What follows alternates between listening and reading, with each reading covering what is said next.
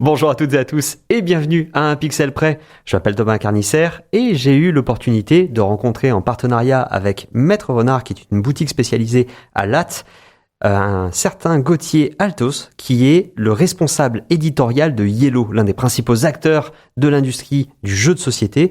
Et effectivement, un entretien qui est extrêmement intéressant puisque de son poste qui est quand même assez important, justement Gauthier a pu nous expliquer un petit peu comment Yellow sélectionnait les jeux, parler en fait aux différents auteurs et autrices de jeux, mais surtout aussi comment est-ce que ces jeux-là finissent dans le commerce, comment est-ce que eux voient l'industrie.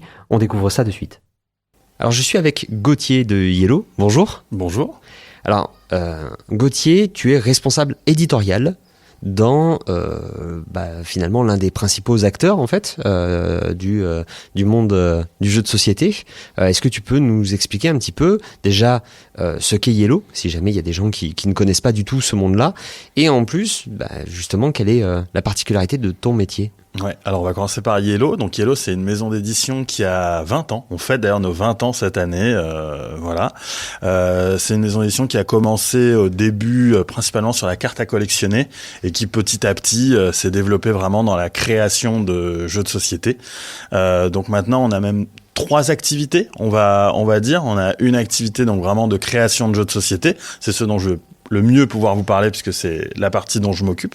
On a une activité de localisation de jeux de société. Donc localisation, c'est-à-dire qu'on va chercher des jeux qui sont déjà édités dans d'autres pays dans le monde et on va les traduire, on va les ramener pour les faire découvrir au public français. Et on a une troisième activité qui est la maison d'édition Loki, qui est une maison d'édition qui fait des jeux, mais cette fois-ci pour les 7 ans et moins. Donc vraiment une maison d'édition enfant. Voilà, ça c'est Yellow. Donc il y a eu besoin quand même de scinder les activités. Alors, tant si Yellow localisation et Yellow édition, pour beaucoup de gens qui ne maîtrisent pas le jeu, c'est la même chose. L'exemple parfait, c'est Codename. Pour beaucoup de gens, Codename, c'est un jeu Yellow. En réalité, c'est un jeu qui est édité par CGE, qui est une maison tchèque, et on gère sur le marché français. Mais pour les gens qui ne s'y connaissent pas à fond en jeu de société, ça va être notre jeu le plus connu, et pour eux, en fait, Yellow, c'est identifié à Codename. Et c'est très bien, on va pas s'en plaindre de profiter de la notoriété un petit peu d'un autre jeu, et on essaie de toute façon de le traiter le mieux possible, comme si c'était notre bébé, mais c'est pas nous qui l'avons créé, entre guillemets.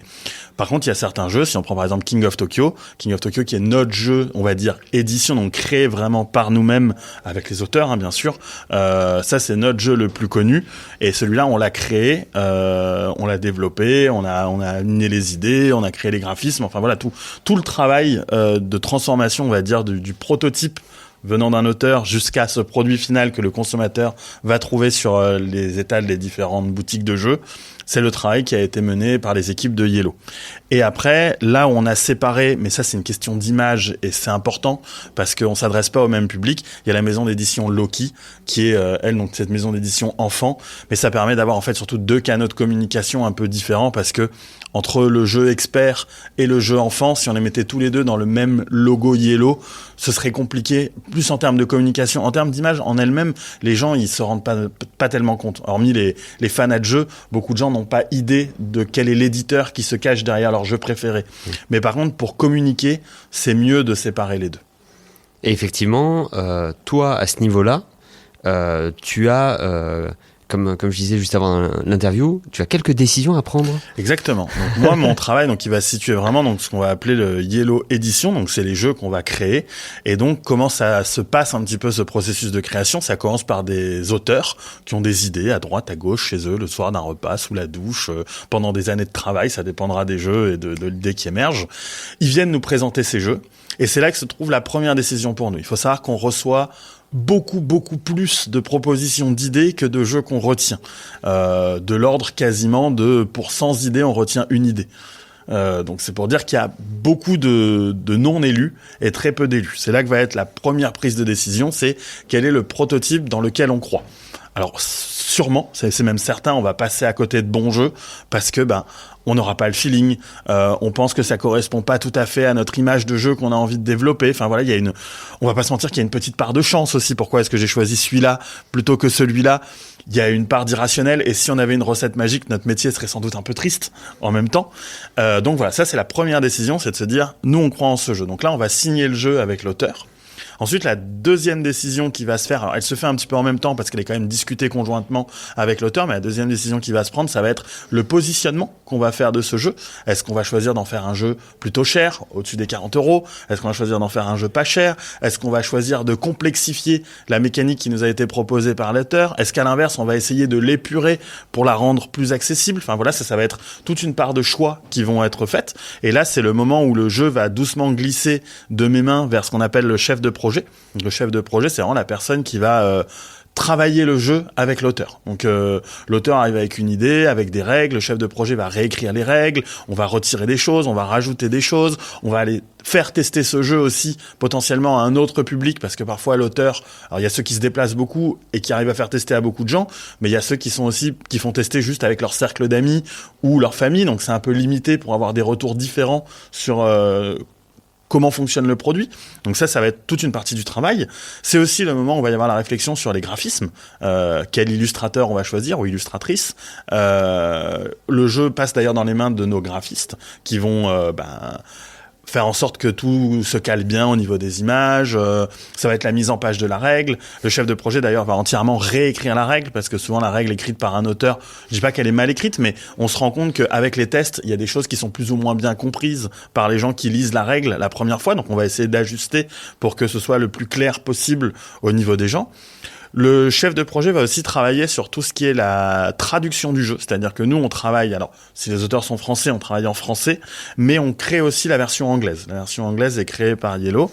Et cette version, qui est la version anglaise, est la version qui va servir après pour exporter le jeu. On en reviendra un petit peu après dans le processus de création. Voilà. Là, on arrive à notre projet plus ou moins terminé. Voilà, il va partir en production.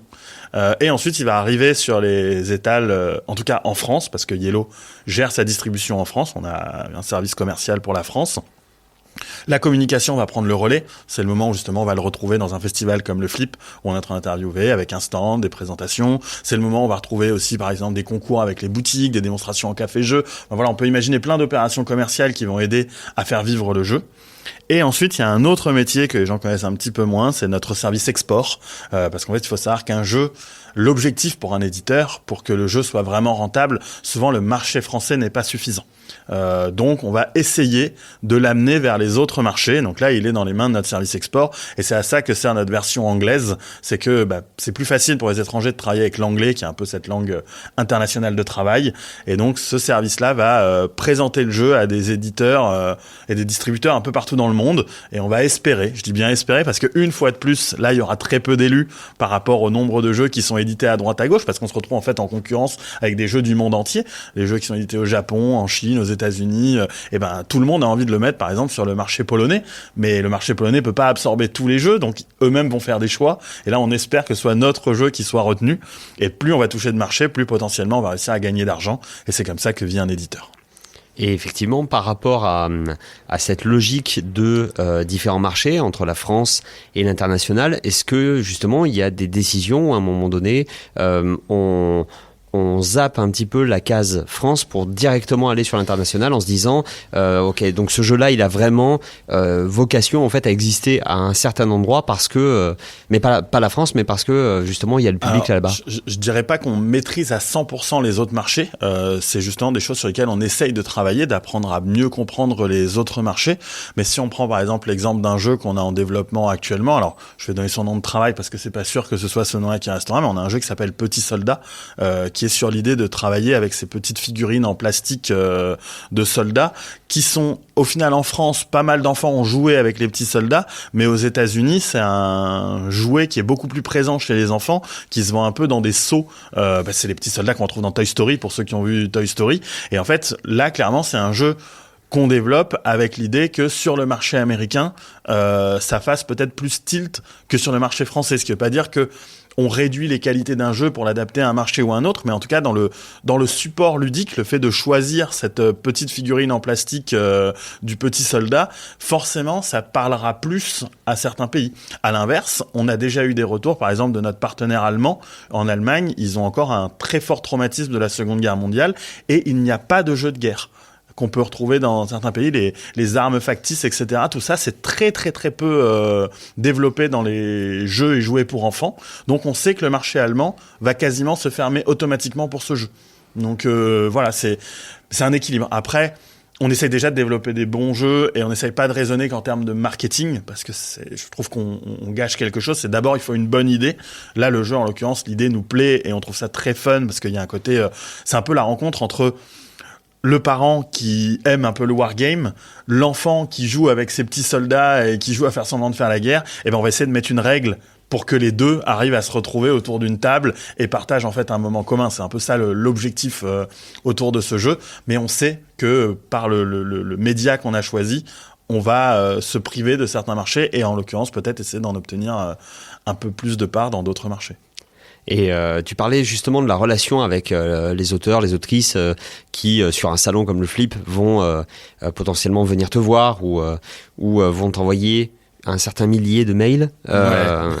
Comment on fait en fait parce qu'il y a le feeling, mais comment on fait finalement pour prendre un petit peu la masse monstrueuse finalement de création, puisqu'il y a un côté...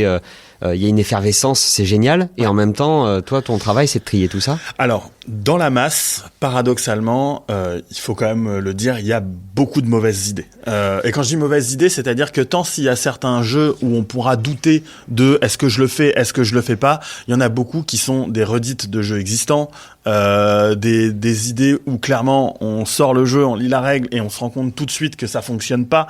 Voilà, il y a qualité et qualité de prototype. Alors après, c'est le jeu et ça fait partie de notre travail que de faire le tri, et je ferme pas les portes justement aux jeunes créateurs et je préfère leur dire que non, on ne le fera pas plutôt que de dire si vous n'avez pas déjà un jeu édité, venez pas chez nous. Voilà.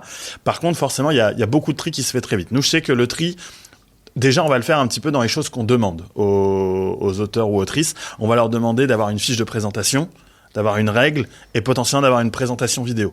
C'est bête à dire, mais c'est quand même 3 étapes où si tu te donnes pas le mal de le faire, c'est que tu crois peut-être pas des masses en ton jeu. Donc, ça permet déjà d'éliminer pas mal de monde. Ouais. Voilà. Ensuite, on va avoir les rendez-vous auteurs, où dans les rendez-vous auteurs, on va parfois un peu privilégier des auteurs qui ont, surtout quand on prend des rendez-vous, parce que c'est ça qui prend du temps. On va privilégier des auteurs qui ont peut-être un peu de bagou, des auteurs donc sans doute qui ont déjà été édités, ou des projets qu'on a déjà vu passer chez gens et on n'était pas loin de se dire il y a quand même quelque chose. Donc ça, parfois dans nos emplois du temps, on refuse des rendez-vous en disant là. Et ça se trouve, on passe à côté du jeu de l'année, hein, mais ça fait partie du jeu, mais on n'a pas le temps actuellement de tout regarder. Donc voilà. Et puis après, on va aussi sélectionner en fonction de notre catalogue. C'est-à-dire que Yellow, par exemple, n'est pas connu pour ses jeux experts. On a quelques jeux experts qui viennent de nos partenaires étrangers, mais Yellow n'a pas pour habitude de sortir chaque année un gros jeu expert, et le jeu expert Yellow est attendu par le public. Ce qui veut pas dire qu'on n'en fera pas un jour, mais c'est-à-dire que quand on voit un auteur qui vient nous présenter un gros jeu expert, on regarde plus du coin de l'œil que on lit toute la règle et on vérifie pile poil si ça va nous plaire. Par contre, des fois, il y a une idée qui semble chouette tout de suite et on peut se laisser tenter. Pareil, on a des catalogues, on a la gamme minigame par exemple. On sait qu'on aime bien essayer d'avoir un jeu minigame édition chaque année. Donc voilà, dans ce qu'on va rechercher, il y a au moins l'idée d'avoir un petit jeu simple, rapide, familial, rigolo qui va sortir chaque année. On a une gamme dés, on a une gamme cartes. Donc voilà, on essaye de regarder un peu par rapport au catalogue.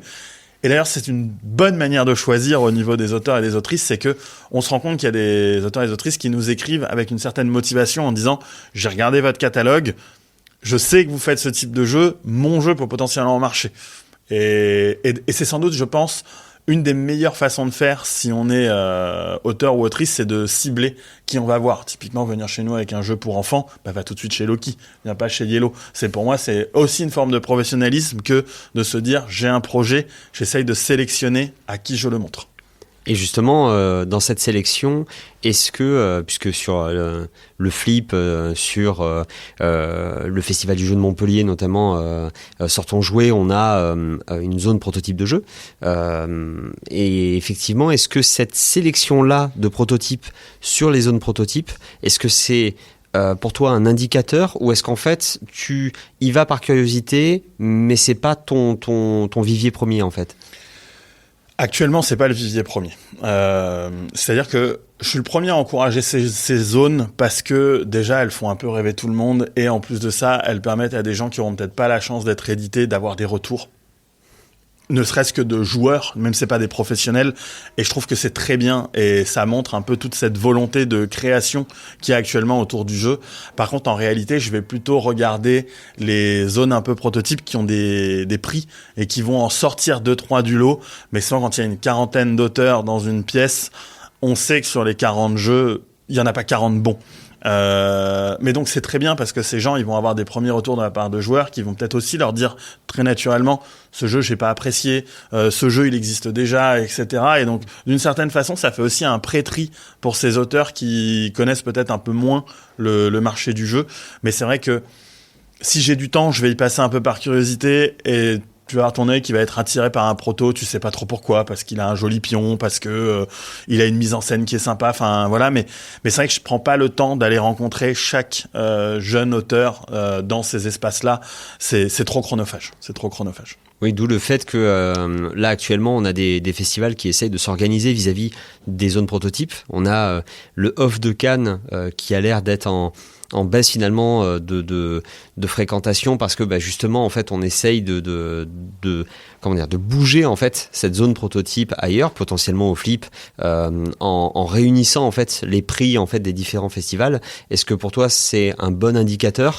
Oui, c'est un bon indicateur parce qu'en fait souvent les prix qu'il y a dans ces festivals sont par des professionnels du jeu. Donc comme c'est par des professionnels du jeu, même si le jeu n'ira pas vers l'édition, ça reste des gens qui sont dans la bonne direction. Mécaniquement ça fonctionne, commercialement ça peut peut-être trouver sa place. Enfin voilà, c'est pas juste des gens qui ont joué et qui ont dit j'ai aimé. Et ça c'est cool qu'il y ait des professionnels qui participent à ces différents jurys. Voilà, moi je vais plus regarder ça. Je vais plus regarder un peu ces jeux qui peuvent ressortir, ces noms qui peuvent un peu ressortir. Voilà, mais sinon l'ensemble, on en revient en fait à cette énorme quantité de mails. Enfin, je trouve qu'un bon exemple, c'est ces jeunes auteurs qui peuvent être parfois sur, typiquement, tu parlais du Off de Cannes, et tu te rends compte que c'est la 4e année qu'ils sont au Off du Cannes, que c'est le même jeu qui est présenté au Off de Cannes, et je dis, en fait, ça fait 4 ans que t'es là, ça fait 4 ans qu'il n'y a pas d'éditeur dont ton jeu a tapé dans l'œil. Je comprends ton petit kiff d'être là, c'est ton petit bébé, tu l'adores, et toi, t'aimes le faire jouer. Mais à un moment, c'est, professionnellement, on se doute que 4 ans plus tard, sauf si le marché évolue et qu'il y a une nouvelle demande qui se crée, c'est peut-être pas un hasard si 4 ans plus tard, il est toujours sur une table de prototype. Et je le dis avec beaucoup d'amitié pour ces gens qui sont là, parce que le seul et unique objectif de créer un jeu, c'est pas forcément d'être édité, c'est aussi de partager tous ces bons moments qu'on va avoir avec ces gens qui vont l'essayer.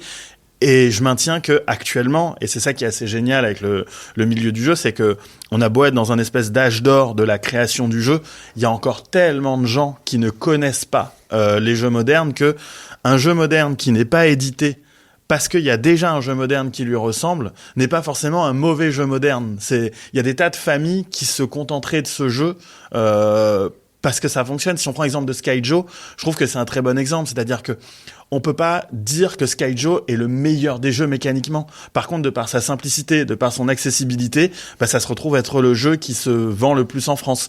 Et je pense qu'on peut un peu faire le parallèle avec le livre. Est-ce que les livres qui se vendent les plus en France sont forcément les meilleurs d'un point de vue purement critique littéraire ? Pas forcément.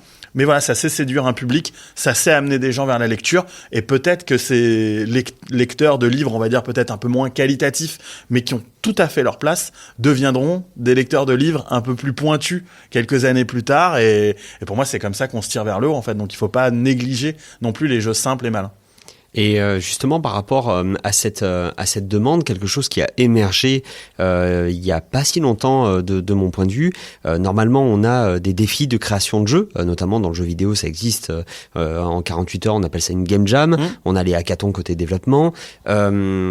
Là, actuellement, on a des éditeurs qui se sont mis en fait à dire, on aimerait que vous nous proposiez des jeux sous un certain format. Vous allez avoir une boîte de telle dimension, un certain nombre de cartes, une à deux punchboards. Donc c'est là où en fait on va avoir les pions. Donc ça veut dire qu'il y a aussi finalement une demande des éditeurs de compléter leur gamme. Est-ce que c'est le cas de Yellow ? Qu'est-ce que tu penses en fait de cette façon de faire ? Pour reprendre par rapport à moi, donc ça fait un petit peu moins d'1 an maintenant que je suis le responsable éditorial de Yellow. Je sais que Yellow a organisé avant que j'arrive une sorte de game jam créatrice. Moi, j'avoue être sceptique sur le format. Je pense que la game jam, on en revient une fois de plus à se faire plaisir. Clairement, se lancer le défi de créer un jeu en un week-end. Voilà, je trouve ça excellent. Avec un groupe de potes, on s'éclate, etc. Je pense par contre que réduire la création de jeux à cet espace-temps est une mauvaise image. C'est-à-dire que parfois, oui, il y a cette idée géniale qu'on a sous la douche et qu'il n'y a pas besoin de beaucoup plus parce que l'idée est géniale. Je maintiens que, par contre, même sur ces idées géniales, il y a un gros travail à faire. Et demander à un auteur d'entre guillemets faire une part du travail de l'éditeur, c'est-à-dire réfléchir aux contraintes économiques du placement d'un jeu, pour moi, c'est pas le rôle de l'auteur. L'auteur, il doit arriver avec une idée. Cette idée, en fait, elle doit être la plus riche possible de tout ce qu'il a en tête. Et ensuite, l'éditeur va faire du tri là-dedans, va potentiellement transformer un matériel qui était un pion en bois par un jeton en carton parce que ça coûte un peu moins cher, va potentiellement réduire les cartes en 2 parce que on n'a pas le prix de mettre 60 cartes, par contre on peut mettre 60 petites cartes. Voilà, enfin pour moi ça c'est le rôle un peu plus de l'éditeur. Et je trouve que poser ces contraintes-là, une fois de plus, c'est rigolo dans le défi, mais je pense que faut le voir plus vraiment. Là, c'est un jeu dans le jeu. C'est je joue à créer un jeu, mais c'est pas je travaille à créer un jeu. Et je pense que les auteurs, l'air de rien, ils travaillent à créer des jeux chez eux le soir, souvent à côté de leur travail, parce que l'air de rien, on l'a pas évoqué, mais il y a très peu d'auteurs de jeux de société qui sont réellement professionnels en France.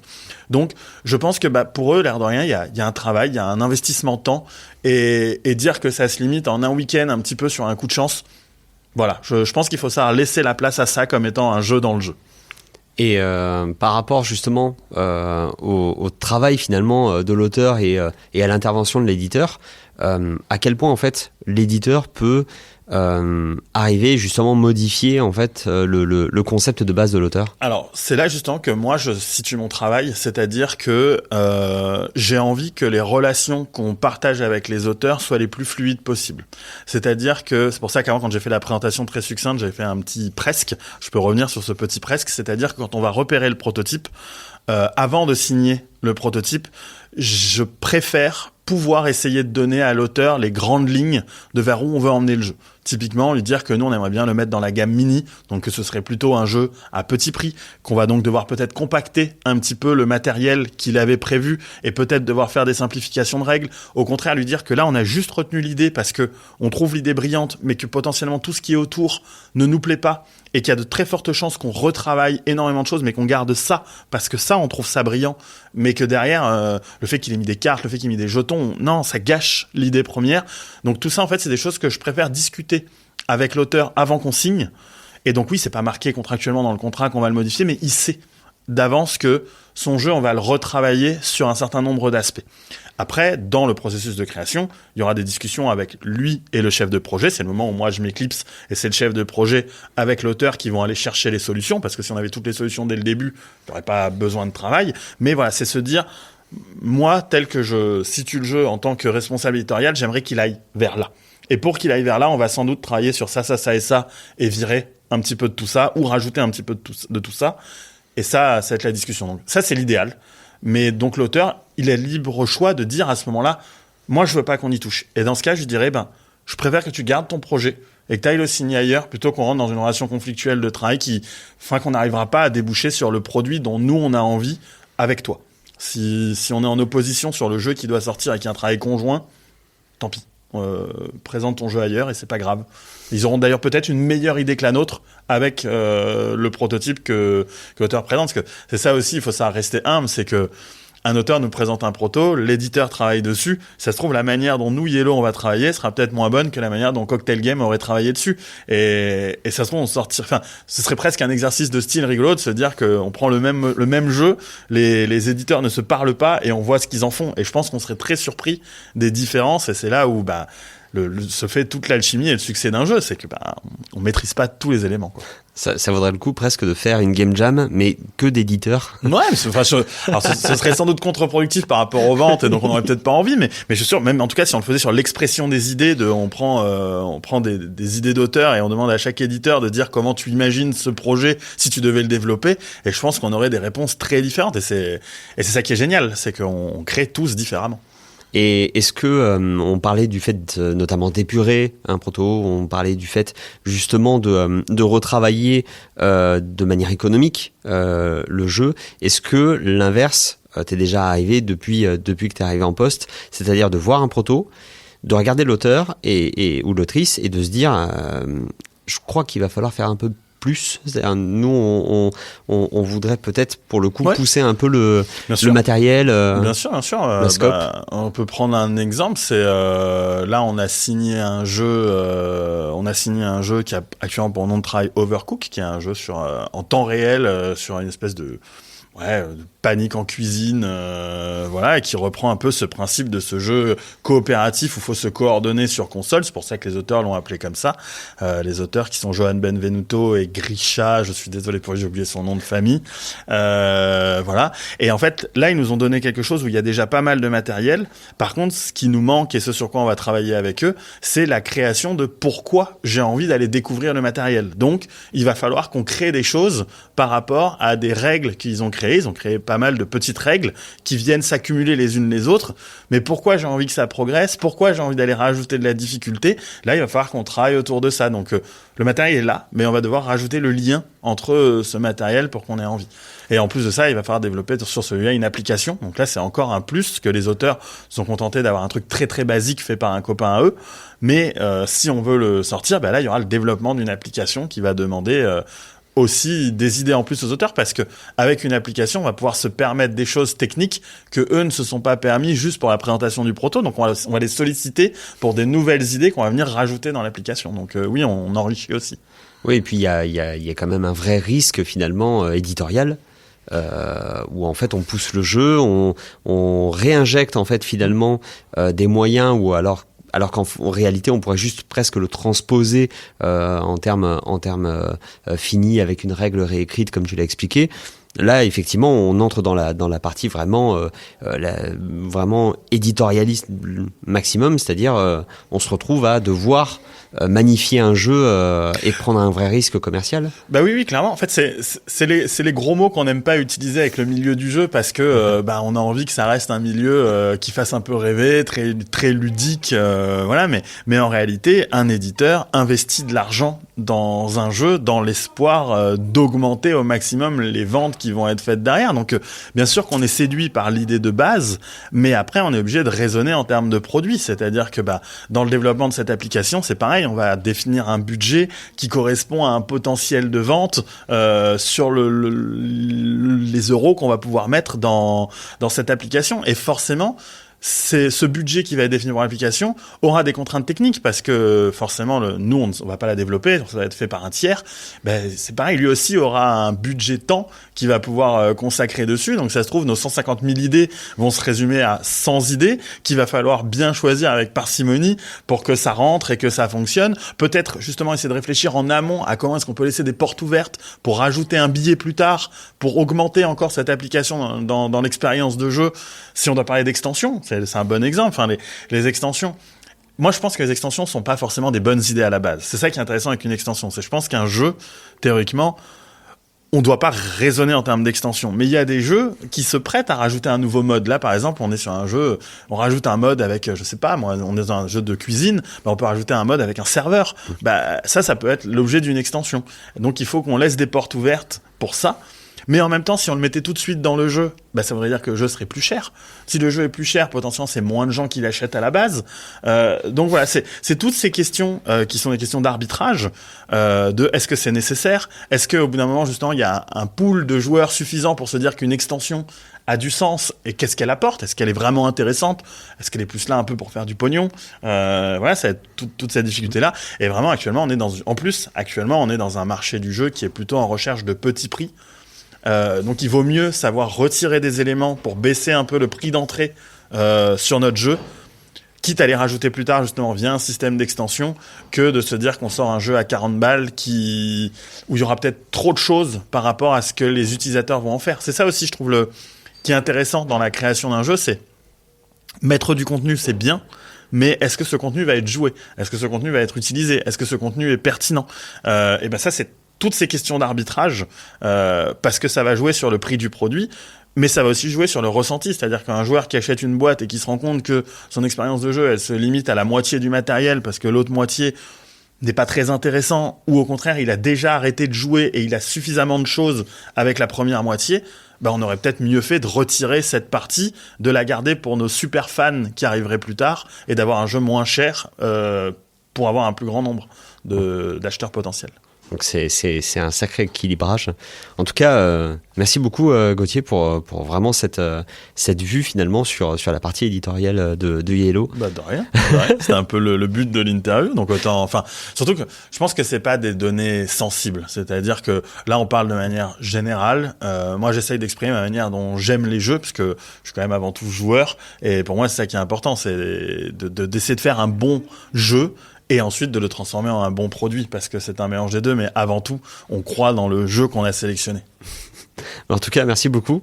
Et puis, voilà, on se retrouvera, je pense, très bientôt pour discuter justement des jeux Yellow, justement, sur les différentes gammes, parce que c'est quand même un acteur assez incontournable du jeu de société. Et ben avec grand plaisir. À bientôt. À bientôt. Donc c'est une vision qui est extrêmement intéressante parce que c'est assez inédit, en tout cas pour moi, de pouvoir discuter avec des responsables éditoriaux de maisons d'édition comme Yellow. Et effectivement, on en apprend beaucoup sur leur vision du marché et surtout aussi sur le relationnel qu'ils peuvent avoir vis-à-vis des auteurs et des autrices, et sur la façon dont ils voient le développement du marché. En tout cas, on retrouvera Gauthier Alto dès demain sur un autre sujet, à savoir les différentes gammes pour les différents publics. En attendant, je vous souhaite une superbe fin de journée.